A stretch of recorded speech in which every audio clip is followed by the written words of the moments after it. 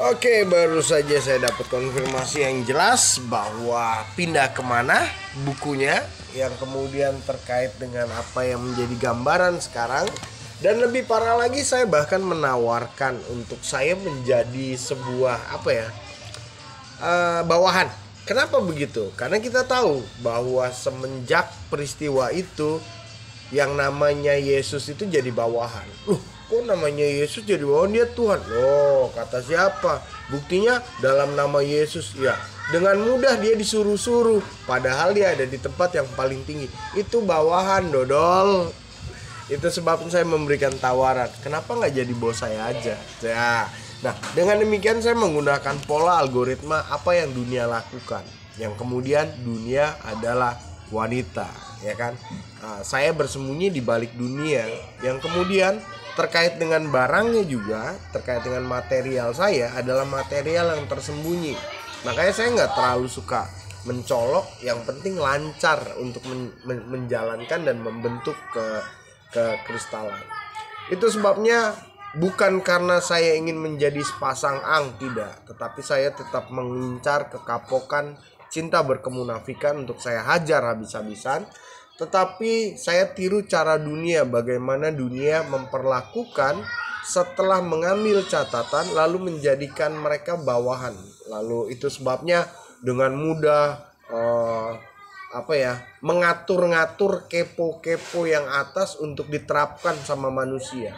Lalu diterapkan yang atas itu pasti datang kalau manusianya begini. Lu kira lu siapa?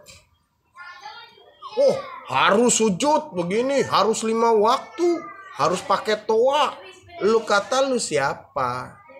Ya kan? Nah, itu adalah menunjukkan bahwa leluhur kita yang sudah menyatu dengan alam itu jadi bawahan. Paham ya?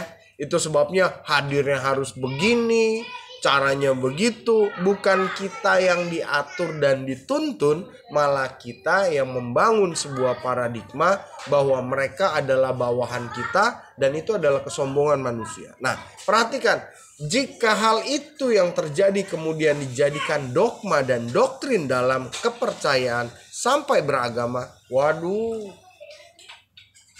Tapi itu kenyataan. Itu sebabnya saya mau mengambil polanya dan saya menunjukkan pada kalian untuk membentuk sebuah kekapokan, khususnya pada titik cinta berkemunafikan. Kenapa? Karena aku di sini, kamu di sana adalah sebuah gambaran gender pria dan wanita.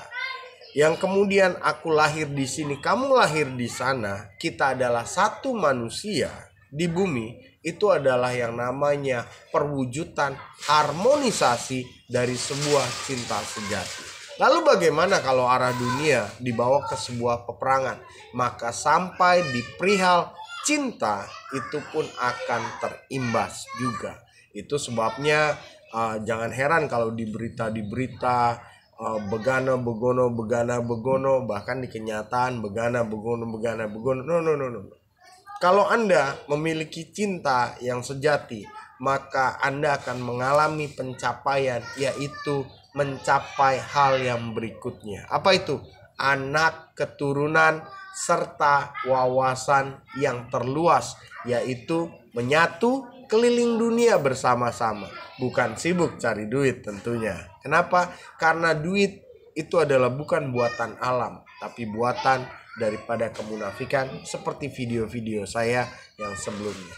Bagaimana kita kehilangan algoritma alam justru membawa kita semakin sakit.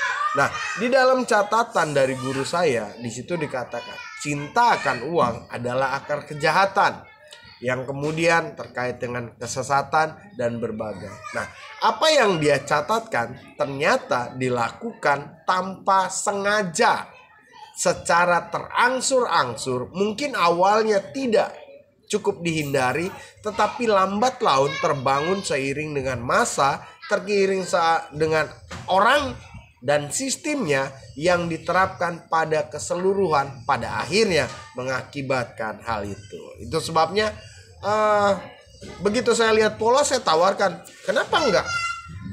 Saya cuma butuh dikasih makan untuk saya sembunyi dan tidak menunjukkan algoritma pemulihan.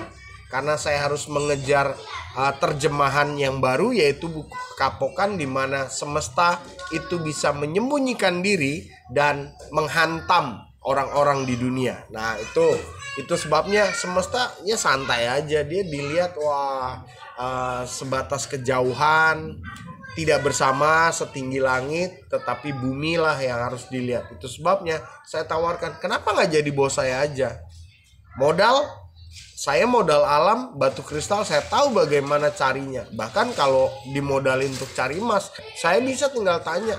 Tapi saya akan tentukan seberapa. Nah, ketika saya menentukan seberapa, pasti itu dilanggar, ya kan? Begitu dilanggar, itu akan menambah keburukan lagi. Itu bukan urusan saya, karena nanti jadi urusan saya ketika saya jadi hantu dan saya akan menghajar dengan alam. Karena segala sesuatunya harus diajarkan dengan tepat. Itulah maksud tujuan saya di akhir hidup saya, menyampaikan hal-hal yang berketepatan tentang penghormatan alam yang sempurna, yang menyediakan, tetapi digulung oleh orang-orang yang gak tahu diri, yang gak tahu terima kasih, bahkan menganggap leluhur itu jadi anak buah.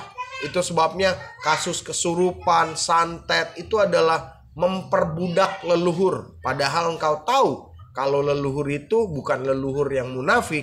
Kalau leluhur munafik mau omong kosong, hidupnya munafik, ya kan? Yang kemudian menjadi sia-sia.